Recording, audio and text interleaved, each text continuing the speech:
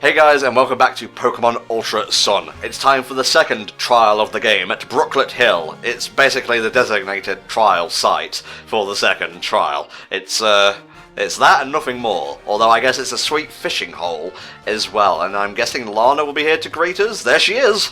Ah, you are correct. It's almost as if you've done this before. Are you sure? Well, I mean, I've watched the anime. I've played a certain game that's also on the 3DS. No, I'm not ready yet. It's too much pressure. It's stage fright. Yeah, it's really weird how, compared to the anime, she's a lot more boring. I mean, in the anime, because obviously Ash hangs out with 4,000 people in the anime this season. He hangs out with Lana, Mallow, Kiawe? Yes. Wasn't that Kiawe, Sophocles, Hercules, Trini, Zach, Tommy, the guys from VR Troopers? I don't know. The Beetleborgs are there for some reason, I don't know why.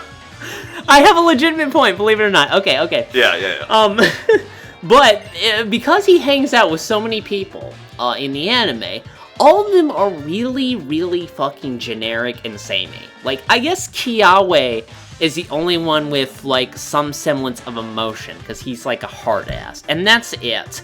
Lana isn't as trolly, like, at all, compared to how she is here. Yeah. Which is disappointing, because I'm always somebody who feels that, in storytelling, it's better to have less characters and just give each one more to do than to have a bunch of fucking people and not do anything. An example I have, believe it or not, is Transformers. Now, the original Transformers was obviously done to have a ton of fucking robots, and look at all these toys you will not be able to afford. You better go complain to Mom, because she controls the checks in this house. Oh, Lord. But when they went over to Beast Wars, obviously because of, CGI at the time, they couldn't animate a lot of characters for that, so they had a smaller cast of Maximals and Predacons, but each one as a result gained personalities, character arcs, development, that kind of thing, and the storytelling was so much better as a result, and that's why it's so much more fondly remembered, I feel, than, G1 had Optimus Prime and Megatron. Of course, you're free to remember that.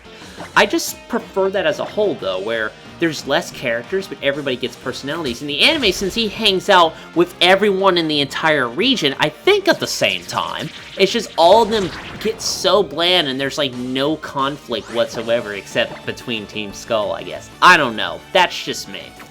To be fair, we did skip a large swathe of the anime just to try and get caught up with the interesting stuff instead of, like, slice of life, etc.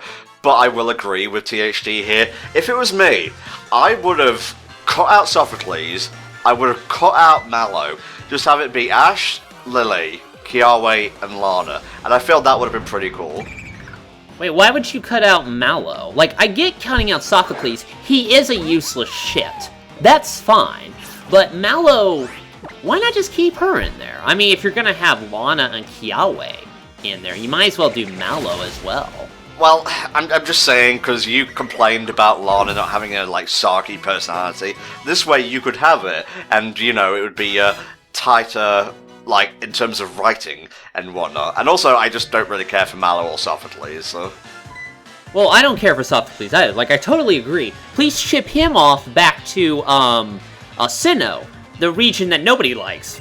And, keep the others in here. But I fucking love my electric type child. Why are you trying to shove me into another game? Or were you trying to play him as French or play him as Cartman? Because either way, that's still more hilarious than the actual Sophocles. Mega Cartman. He comes from Kalos, you know? He just gets even fatter, even more of an asshole. It's great. Oh, bloody hell. Alright, let's take a picture and do nothing with it. Well, we could get points, I guess. That's cool. I'm just a Psyduck on a stroller to the Laguna. Jesus Christ.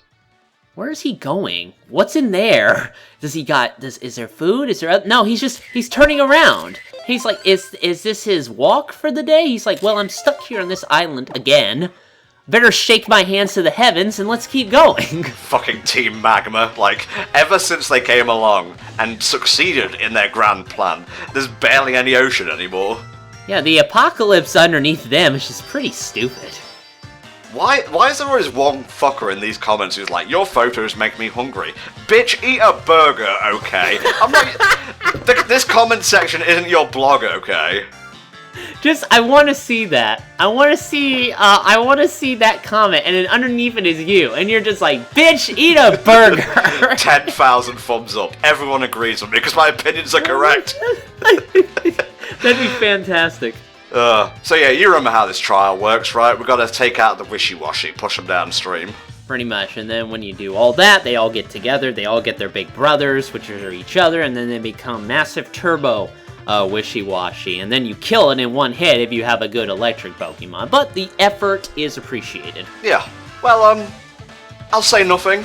I'll just let you see how it plays out, but we've got a minor battle to take on first, while Lana watches, always watching, always judging.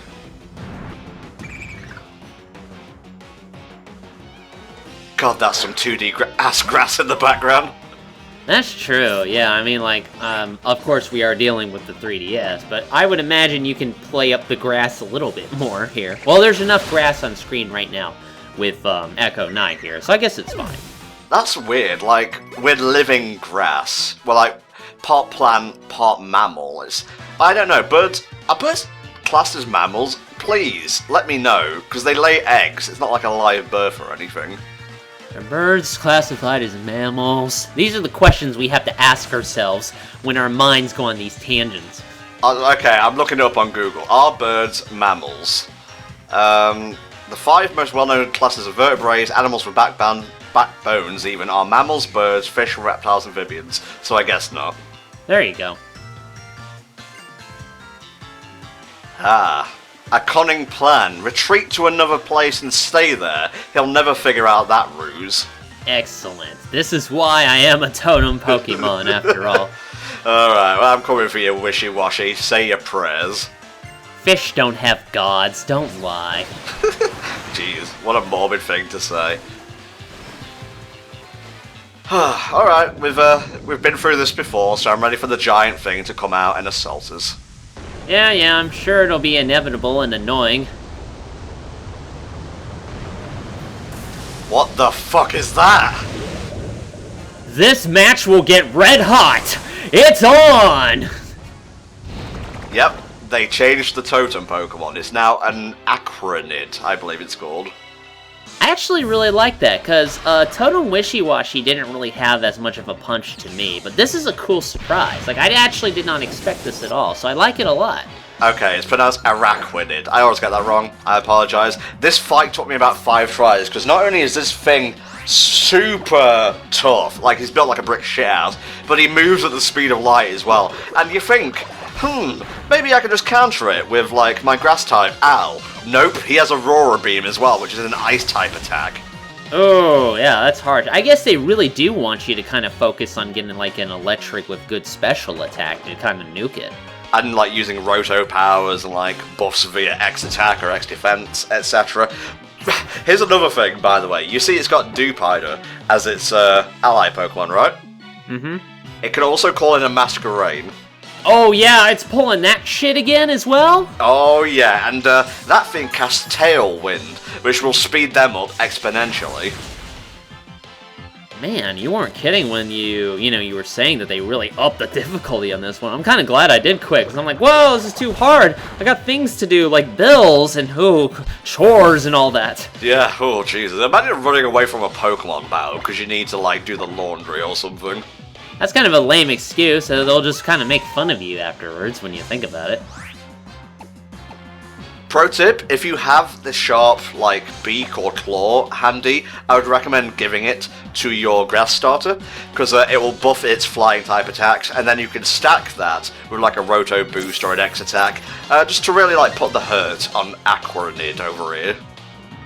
I guess that's why they kind of gave you some of the buffs, especially if they really up the difficulty of these totem fights. Yeah, that Dupider isn't really a threat, you know, if you're using a grass-type Pokemon, but just go for the throw. Make sure you take out the totem before you take out the ally, so he doesn't have a chance to, on the same turn, I might add, attack you and call in, like, a reserve Pokemon. Man, it looks like Araquanid over here brought his kid to work today. Because, I mean, that's what it looks like, because he's so tiny next to the totem. I'm sorry, son. I'm sorry we both had to get paralyzed at the same time, but these are the rules of Pokemon battles. I understand, Daddy. I will die with honor. Well, now I just feel kind of sad. Well, and then I stopped because ultimately I have to focus on my needs above all. That's just the American way, right? It's so good to get a level up after beating like a boss. That's essentially what a totem is. Oh, I'm sorry, Storlian. You can get all the levels you want, you're still going to the Wonder Trade Blue Factory after this. You're still not my favorite. You can do all you want. You can get as many. You can get 1,000 attack points. I don't care because you're dead to me already. I love Vicky though, so I'm gonna revive her just so she gets some experience points when I knock this Dupider into the next region. I'll just go kick him back over to Kanto. That'd be great. That'd be weird though. Do you think Oak's ever even seen a Dupider? Do you think his like cousin has talked to him about it? Maybe. Like, I would imagine now, computers can do anything, don't you know? We can even see pictures of Pokemon we've never encountered before. Huh. That's a point. Like, even in Gen 1, there was like Oak getting emails from the Elite Four, and you gotta remember, that came out very early on in the internet's lifespan. That's true. Although nowadays, when they're remaking the older games, they're putting new Pokemon in there that would not have been around at that time with the original game. So I think they're always all supposed to be kind of across every region. Oh, like sliding timeline and such. Yeah, something like that. Water puns. It's actually part and parcel of becoming a captain, you know. You get a book with all, like, elemental type puns and whatnot. Yeah, that's true. I mean, when you specialize on a theme, you have to... That's like 90% of your humor. It's gotta be pun-related for that. You can't make any original jokes because then they tax the fuck out of you like crazy. Trial complete. 2 more to go on this particular island. I just noticed when you have the Z Crystal, you've got like your Mega Power Fist, and I'm like, that should have just been an attack, where you build up your Mega Power Fist, and then you just punch somebody. This is one of the more adorable, like, animations for a Z attack. Just doing the Aloha wave. Is Lana less trolly in this version? Because I seem to think she put us through less bullshit this time around. I don't know. She still does, well, after the fishing rod tutorial, of course, she still does the whole, oh, I caught a red Gyarados, did you hear? Well, I caught a fucking red Gyarados, too. And I put that shit on my Johto team. I caught a fish this big, and to Lana's horror, my arms just kept extending, reaching beyond the horizon. More and more. Eventually, they just made a bridge out of me. It was really, really cheap, actually. They didn't even have to... Where is this joke going? I'm just going to abandon it now. Abandon. Did you really? Come, just... Interesting fact, I believe you can refight captains just like you did in the original Sun and Moon. I'm not sure if I'll show those off this time. I'll think about it. I'm still planning what we're going to do for the post-game. That means no. Oh, you saw right through me. Yeah, I should be more careful of saying I'm going to do stuff in front of someone who knows my tells. Yes, she basically poured water on creatures that are allergic to water, just to teach them a lesson for existing. Yeah, fuck you, Sudowoodo. Stop being a fucking creature. Just stop being alive and get out of my way when it's inconvenient for me, you fucking shits. Struggling, aren't you, mate? It's the end of a recording session. All the jokes have burned out. Echo Knight's back in first place. Everything is as it should be. Is it, Tom? Is it? True. We've got to heal him first, and then we can maybe get ourselves into another fight, because I'm noticing roughly about 7 minutes left on the clock. Why are you healing Mudbray, though? I thought you were going to take him to that big, wonderful glue trade in the sky. Well, that's the next recording session. I'll have to bop back to Route 4 and see if I can find one with stamina this time. Rotom, do you need, like, a You know, I just had this great image of Rotom holding a little, like, smartphone. That's just, like, recursive at that point. Oh my god, that's like a Pikachu taking another Pikachu for a walk. I got an image of that, too, and that's actually pretty great. Well, they're gone, and, here they come. Are you guys, you guys were literally born yesterday, weren't you? Those were Pokemon? What's this thing? How did that thing move? It's just, ugh. Maybe they don't have Pokemon in their dimension. Maybe they just have Ultra Beast. Did you ever consider that? Well, I did, but I guess I ignored it for the sake of a joke. Duh. Oh my god, that kid on the right cannot stop dancing. He's like a shark. Oh no, he just stopped. Never mind. Awkward. I should have timed my joke better, I think. Alright, so we're gonna see pretty much like... Funnily enough, it's the only one that evolves, I believe. Yeah, that's true. I've actually seen the evolution of this particular Ultra Beast, and it looks pretty cool. It's like a Buzz Bomber on steroids, and I like that. Here we go. Second fight against Dulce. Weird how we haven't taken on Zossie. I wonder what kind of Pokemon she's packing. I'm sure I'll be impressed. Oh, hell, Dragon, you soggy twat. Alright, Poipole. You get it? Because he's purple. That doesn't really match with the current name he has, but I'm willing to go with his train of thought. Please elaborate. Okay, let me look up his Pokedex. Oh, is it when you're saying purple, but it's with a Brooklyn accent? He's Poipole. Hey, Yug! Look at him, he's Poipole! Oh, forget about it. Right, it's a thing in Ultra Sun, because obviously it didn't exist in, you know, the original Sun and Moon. This Ultra Beast is well enough liked to be chosen as a first partner in its own world. And in Ultra Moon, an Ultra Beast that lives in a different world. It cackles wildly as it sprays its opponents with poison from the needles on its head. Isn't it great that now you're meeting an Ultra Beast here, instead of that climactic meeting at the Aether Foundation where this mysterious creature jumps out of a fucking wormhole and you have no idea what the fuck it is? Doesn't that just invalidate the existence of the Ultra Beast that much more? Isn't it great? Wait, you're mad about this? I thought it was cool. I don't know. Again, we're learning swiftly about all the changes that Ultra Sun and Moon are making, and considering the change I decided to go with here, it really kind of ruins a lot of the mystery and appeal of the Ultra Beasts being these weird fuck-off creatures from another dimension. I don't know, that's just me. Well, you know your what's the word I'm looking for? Hickey? No, that's a description of you. I can't fucking think of the word, like my brain is just not working this recording session. Your major point of contention, there we go, is writing instead of like implementation and whatnot. So I understand, but if it makes you feel better, they did write the Aether Foundation encounter around that, so they're not tiptoeing around Ultra Beast. It's plain what's going on. Okay, well, I guess we'll see when we get to that point. Alright, let's see if I can get a critical hit, because this thing's defense is through the fucking roof as well. I'm kind of waiting for that thing to pop Mudbray, and then Mudbray just and deflates. Jesus. Goddamn. Its base stats come out to 420. Awesome. Oh, okay, there we go. Gotta get one of those in, huh? It's pure poison, and like we mentioned, it was actually designed by... I'm searching for the name. James Turner. There we go. Yeah, he was the guy who made Bullaby, its evolution, the ice cream Pokemon. Ooh, I don't know the names of course. They're just the ice cream Pokemon to me. Let's see. Poipole, along with these other Pokemon that I can't mention right now because they're spoilers, are the only Pokemon added to the core series of games in the midst of a generation instead of at the beginning of one. Interesting.